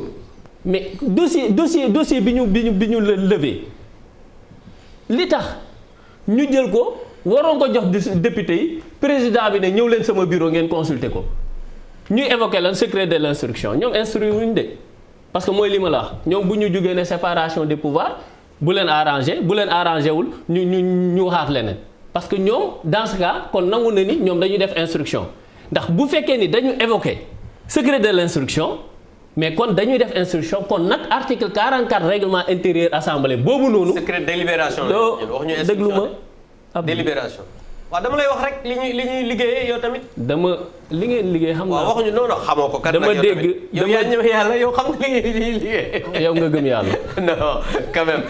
yow nga gëm yàlla. quand même xamoo li ñuy liggéey quand même. ma ne assemblée. li ngeen fay doxal ci dossier bii sénégalais yëpp ko xam. ndax say collègues députés ñooy génn di wax ñëpp gis ko. da ngeen dàq presse bi ñëpp li ngeen def mais teewul askanu Sénégal xam nañ lan ngeen di def loolu foog ngeen xam ko mais dossier bi.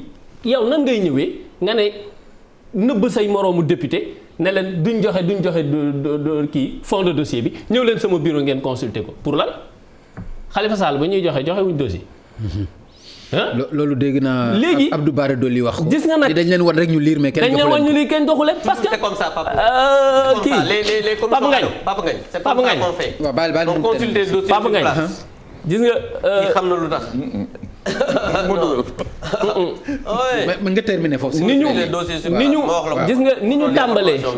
ni ñu tàmbalee ci convocation gu lajj gi. jóge ci commission d'enquête parlementaire ci tarfatal ay ni ci lu gaaw dugal ci seeni lajj ñu ñëw taxaw ne lettre bi ñu jox parce que réquisitoire du lettre ndax bu ñu demandé lever immunité parlementaire bu ko procureur général mu wax ko garde des Sceaux lettre yi muy yóbbu lettre de transmission la. D'accord. mais la base des poursuites c'est le réquisitoire introductif. Voilà. te réquisitoire boobu noonu Allah xam lañ ci bind yéen assemblée ngeen taxaw tey ni Allah xam mooy Ousmane Sonko loolu ngeen def. te nag procédure bi nga xam ne jaarul yoon ci lever immunité parlementaire boobu te yoon may say collègues députés def recours parce que wax nga ni Khalifa Sall xam da ngay wax droit jurisprudence ci source droit la bokk. comme kaaw Khalifa Sall ni ñu ko mayee woon mu def recours donte ni conseil constitutionnel déclaré na incompétent ñu ñëwaat yoon mayaat la ñu mën a def seen recours te mu suspendre convocation bi nga xam ne juge bi jox na ko loolu ngeen doon bañ loolu merci beaucoup donc jurisprudence boobu lu ñu war a mën a nangul Ousmane Sonko la te loolu aussi dafay tax recours bi war a suspensif bu ñu sukkandikoo ci li nga xam ne li wax na ko mais dama am benn point boo xam moom laa bëgg a terminer parce que émission bi jeex na mu concerner la presse ñu gis ci nag loo xam ni jaaxal nañu Assemblée nationale ci plénière bi ñu génn ci la presse totalement te bu fi ak lu mën a xew cëru presse bi la constitution bi jox leen seen cër pour ñu informer askan wi loolu lu journalistes yi ñaawlu la kooku mooy benn ñaareel bi nga xam ne aussi taskatu xibaar yi rafetlu wuñu ko mooy comportement préfet bi Alioune Badara Samb parce que ñëpp ko dégg ci vidéo yi mu ne nañu chargé ay lacrymogène la presse nañ fi jóge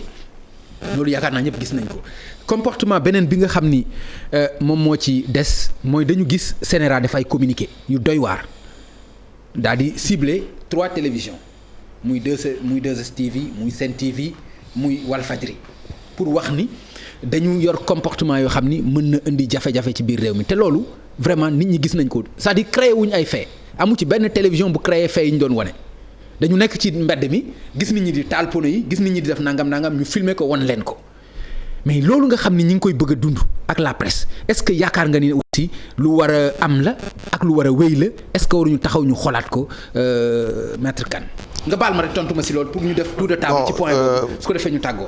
Sur la presse comme vous le savez yéen toujours yéenay revendiquer le 4e pouvoir cela veut dire quelque chose loolu mooy am ngeen taxawaay ak rôle boo xam ne nii kenn mënu ko contester ci démocratie donc war nañ leen mun a associer ci lépp loo xam ne nii. Très bien. ñu ngi koy def ci république bi. Très bien. Tu comprends? Bon, mon avis c'est que la presse doit également prendre ses responsabilités. C'est-à-dire quand on doit traiter l'information, c'est traiter l'information avec impartialité, avec objectivité, mais également avec sérénité. Parce que loolu responsabilité bi foofu moom vraiment c'est partagé. mais xanaa ñaari presse dafa am. non am ñaar non dama lay wax rek. non parce que xam nga am na presse yoo xam ne ñuy ñëw. mën nañ ko reprocher RTS mën nañ ko reprocher Le Soleil. di indi ay di. non mais li ngay wax nii mën nañ ko reprocher RTS. mën nañ ko reprocher Le Soleil mën nañ ko reprocher ñeneen. mais presse bu mu munti doon daal. man li may xaar ci son presse état. ok mooy objectivité. d'accord impartialité. transparence. d'accord xam nga et également sérénité. dans les voilà. ci loolu itam yaakaar naa ne jusqu'à ce jour organe de presse yi nga xam ne ñoo fi nekk ñu ngi koy jéem a doxal et c'est pas pour rien également que le président de la République Macky Sall a pris un nouveau code de la presse qui a vraiment étendu les pouvoirs les prérogatives ak liberté ak également le cadrage juridique et institutionnel de la presse et loolu c'est très important. Merci beaucoup. Bon leneen li nga xam ne maa ngi ko ci teg dama lay wax rek leneen li nga xam ne dama ko ci teg mooy ci comportement wu CNRA kuréel la. ok boo xam ne nii président moo ko teg en place pour mu assurer xam nga l'organisation et également la police donc de l'information c'est-à-dire faire en sorte que ñuy distribuer ay informations yoo xam ne nii dina yenu maanaa dina dëggu te également du indi benn fitna loolu moo tax xam naa ñu indi alors donc communiqué yi ñu indi ne bon wax ne ñi nga xam ne ñu ngi joxe yenn information yi nañ def attention parce que mun na yee fitna tey fitna yonent bi sallallahu alayhi wa sallam nee na yàlla rëbb na ku ko yee. d'accord voilà. d'accord donc merci beaucoup. dañu bëgg jàmm ci dëkk bi. dañu bëgg également sérénité ci dëkk bi dañu bëgg également yoon ñun ñëpp am nañ confiance ci yoon. bàyyi yoon mu def liggéeyam. mais nag maître. waruñu ci egg ba un préfet. di demander ay gendarmes ñu jël ay lacrymogènes di ko dóor ci ay journalistes. non. awma parole. mais maître. loolu. bu ñu eggee foofu. loolu c'est grave c'est scandaleux. voilà maître Diop. ci par rapport ak la presse. Au niveau de la presse man ñaawlu naa ko le fait que permettre la presse mu dugg ci biir xam nga dañu ne affaire Covid. mais quand même mënoon nañu choisir parmi eux ñu neen bon nañu choisir 3 organes représentés ñëpp ñu dem pour que ñi xam parce que ñoom nañu fi nekkal pour escan pour ñi xam. mais waxuñu ñëpp duggandoo parce que il y a ce problème là de la Covid je pense que loolu tamit mënoon na nekk une solution pour ñu bañ a éviter dans le futur ñuy naan violer ñu benn disposition constitutionnelle boo xam ni liberté de la presse. Deuxième chose bu may remarquer mooy faire remarquer je pense que loolu yëpp daañu ci d'accord mooy jusqu'à aujourd'hui la présomption d'innocence bénéficie à l'accusé il faut que ñi ancrer ko seen bopp. bañ di ko def comme principe en théorie mais dans la pratique. maître nag yow dafa mel ni affaire presse bi intéressé wu la noonu nga bëgg ko cof noonu rek bëgg avancer. non pour man c'est très important loolu. mais man dama ci def émission defaat ci émission vendredi dernier je l'ai décrié mais benn journaliste boo xam ne sax très connu de la place ba may def émission moom laa. parce que imaginer ñu toog ñu ne coupé nañ signalu par exemple benn télévision wala na mais loolu beneen affaire la. non c'est très important li may wax nii li nga wax nii je pense c'est la même chose loolu dama ko décrier te loolu laa wax fii.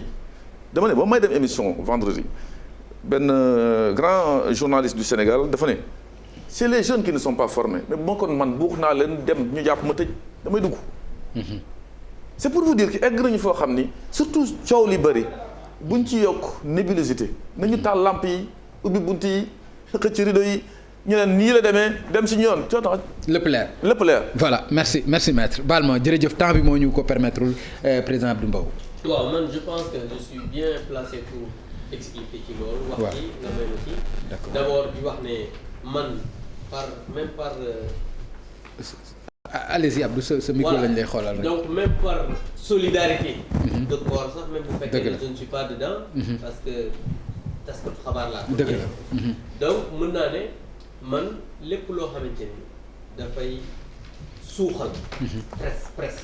man du ma ci dara. mais xam nga ni actes yi moom. la preuve demain incha allah. le président Moustapha Niasse m'a donné les prérogatives de recevoir le SYNPICS.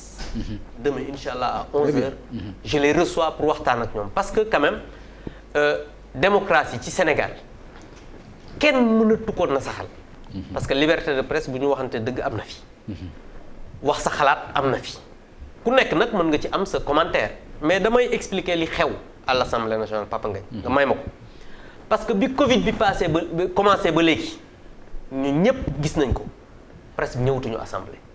parce que dañu jël li nga xamante ni noonu la ñuy liggéeyee ñu wàññi ko même député yi ñëpp duñu ñëw plénière. dañu wàññi ñu ne presse bi comme fi ñuy nekk dafa xat dañuy travailler à huis clos. très sincèrement ak tout li ñu fa jàllale lépp. maintenant à huis clos mën ngeen ko yemale ci député yi mais mënoo leen cee génn presse bi. non dama lay wax mën ngeen organiser wu ba presse bi am ci wàll. dama lay wax aussi kuréel ni muy doxee. ñun dañoo réunion assemblée nationale bureau moo koy doxal. bureau bi réunion jël une décision daan ne présentement gis nga assemblée la nga amoon na Covid ay cas Covid benn moment boobu la bureau bi réunir pour la sécurité du personnel de la presse ak ñi nga xamante ni ñoom ñoo fay liggéey ay députés ñu ne nii la ñuy doxalee mu doon une décision du bureau ñuy liggéey noonu ak yeneen textes yi président Moustapha Niasse mënul am prérogative décision bureau boobu mu jël rek daan na jour boobu dañuy jël la presse pour expliquer la rek.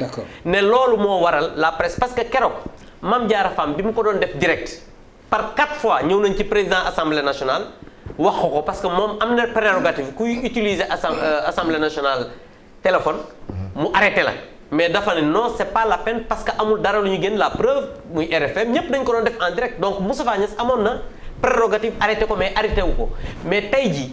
bi nga xamee ne Synpics wax nañ loolu mu ne ma dama bëgg bu subaa à 11h Bamba Kassé bi nga xamante ni moom mooy le responsable du Synpics ak ñu mu àndal dina ñëw suba assemblée nationale te incha allah man maa leen di recevoir ñu waxtaan ak ñoom loolu li muy wane moom mooy assemblée nationale mënul liggéey. d'accord sans la presse parce que lépp lu ñuy def. waaw d'accord léegi nag donc vraiment du affaire assemblée rek du affaire assemblée. non non parce que assemblée moo tax moo indi yëf yi d'accord mais wax naa fi waxu préfet ak comportement. non mais préfet nag mais préfet li mu def préfet. wax yow naa xam nga ne waa dégg nga préfet yoon moo ko may. waaw moom mooy réguler li nga xamante ni. non moom mooy non si.